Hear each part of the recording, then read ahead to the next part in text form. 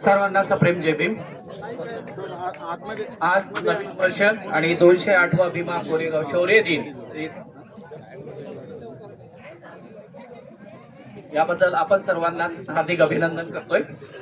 विशेष म्हणजे आजचा हा जो कार्यक्रम आपण इथं पार पाडत आहोत, कोर टीमच्या मार्गदर्शन आणि ग्राउंडवर जे पुणे टीमनं स्पेशली काम केलंय, जसं आपले मार्गदर्शक कोडके साहेबांनी सांगितलं त्या अनुषंगानेच इथे खूप मेहनत करून इथे हे पेंटॉल वगैरे जे अरेंजमेंट बघतोय ती सारी अरेंजमेंट आपल्याला करावं लागतंय।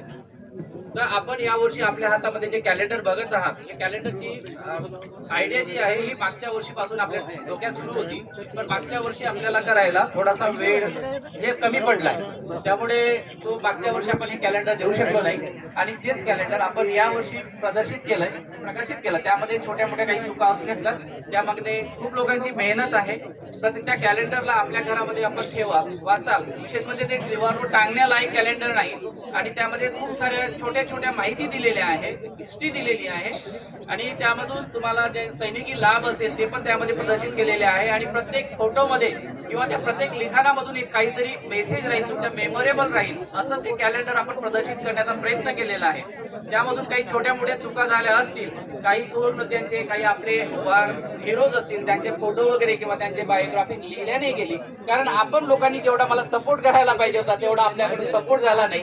आम्ही मागच्या वर्षीपासून आपल्याला सर्वांना रिक्वेस्ट करतोय की आपले लेख, आपली रायटिंग जे स्किल आहे, जे काही आपल्या युनिट बद्दल किंवा आपल्या सर्व्हिस मध्ये जे किस्से झालेले आहे, ज्या ऑपरेशन मध्ये काही किस्से झालेले त्याबद्दल काहीतरी सुचवा, पण आपल्याकडून मला नगण्य थोडासा हे साथ मिळाला, त्यामुळे त्या काही गोष्टी कमी राहिल्या।